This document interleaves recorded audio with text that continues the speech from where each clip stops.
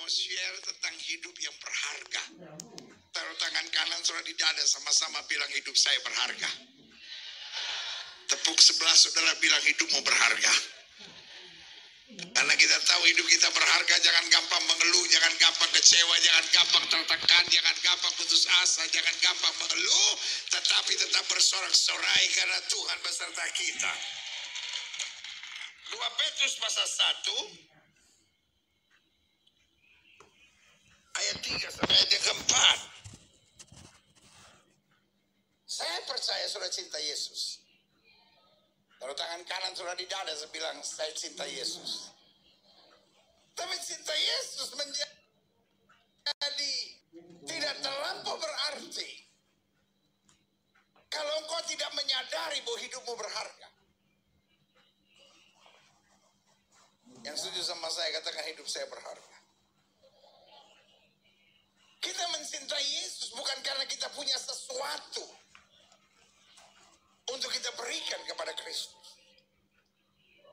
Tapi kita cinta Yesus karena kita tahu semua yang kita punya berasal dari Dia, dan itu yang menjadikan hidup kita berharga. Kenapa kita mencintai orang? Karena kita punya sesuatu yang kita mau berikan kepada Dia. Tapi kenapa kita cinta Yesus? Karena kita nggak punya apa-apa. Semua yang kita punya berasal dari Dia. Semua yang kita bisa karena Dia. Semua yang kita mampu, Dia yang bekerja di dalam kita. Yang setuju katakan amin.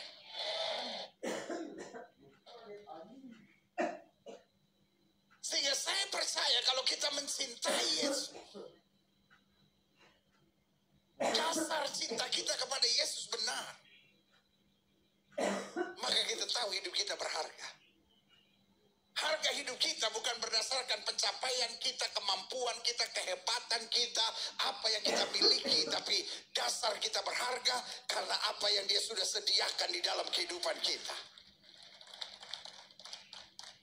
Saya mau setiap ibu-ibu pulang dari tempat ini dan sadar hidup saya berharga.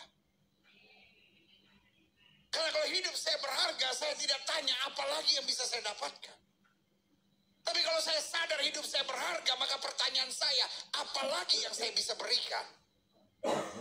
Mungkin suami saya mengecewakan saya, mungkin istri saya mengecewakan saya, mungkin orang tua saya mengecewakan saya, mungkin keadaan hidup ini penuh dengan tantangan. Tapi karena hidup ini berharga, saya tidak bertanya apa yang saya bisa dapatkan, tetapi justru karena saya sudah menerima segala-galanya dari Tuhan, saya sudah mendapatkan segala yang berharga dan luar biasa dari Tuhan, maka pertanyaan saya, Tuhan, dengan apakah aku balas kepada Tuhan segala kebaikannya? Yang setuju sama saya katakan Tuhan Yesus baik. Yang setuju sama saya katakan Tuhan Yesus baik. Sama-sama bilang hidup saya berharga. 2 Petrus 1 ayat 3 sampai 4 bilang begini. Di bawah judul perikop panggilan dan pilihan Allah.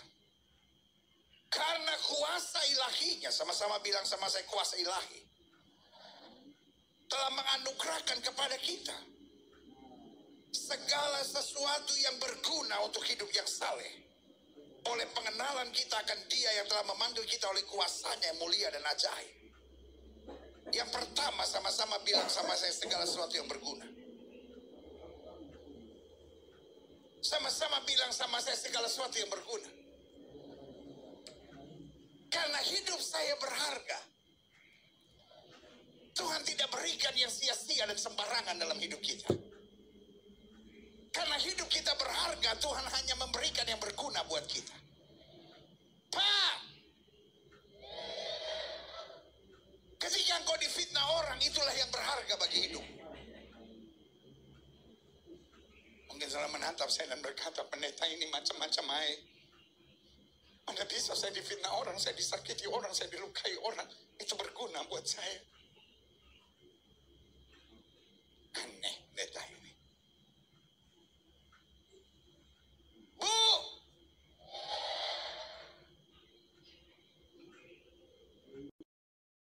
mungkin berkata pendeta, suami kan saya selingkuh pendeta. Masakan itu berguna buat saya? Masakan saya harus bersyukur Tuhan, terima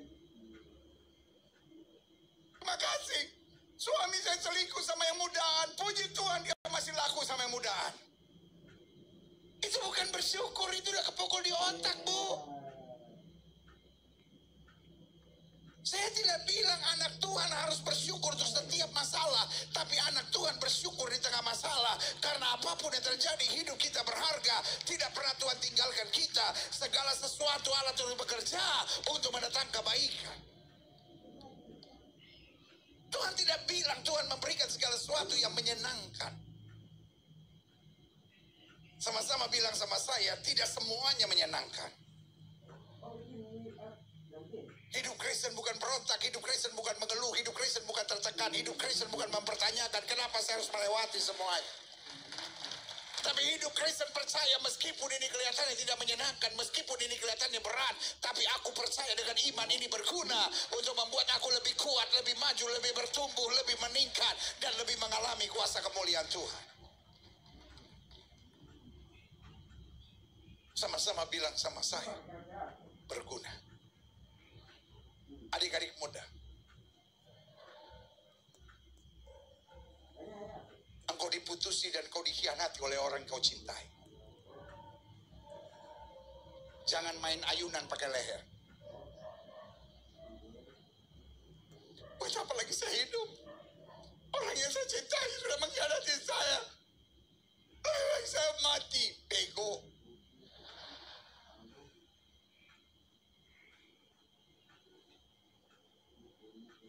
Kalau engkau ditinggalkan oleh orang yang mencintai engkau, bilang sama dia baik. Tapi masih sakit, pendeta. Saya cuma mau bilang sama adik-adik muda yang saya sayang dalam kasih Kristus. Cintamu kan tulus kan? Cintamu tulus kan? Ketika engkau kehilangan pengkhianat, kau tidak kehilangan siapa-siapa. Tapi pengkhianat itu sudah kehilangan cinta tulus yang kau mau berikan kepadanya. Pengkhianat itu tidak layak mendapatkan cinta tulus daripadamu. Ibu-ibu nggak usah tepuk tangan. Ibu pasrah saja sama keadaan. Saya lagi ngomong sama orang-orang muda. Saya lagi ngomong sama orang-orang muda yang dikhianati. Ibu-ibu langsung amin.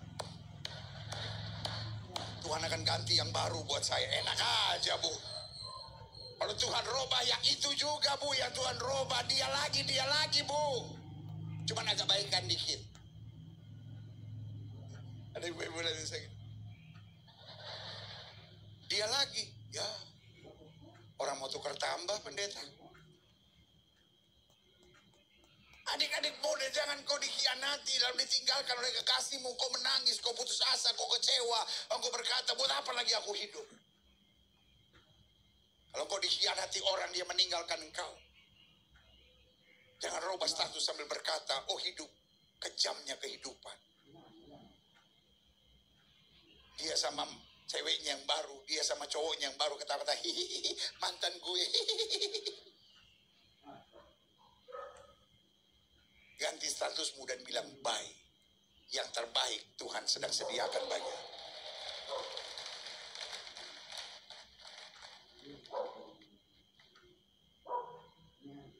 Sama-sama bilang saya terima yang berguna. Amin. Masalah apapun yang ada di depanmu, bilang sama Tuhan, aku pegang firman Tuhan bahwa Tuhan hanya menyediakan yang berguna bagi aku.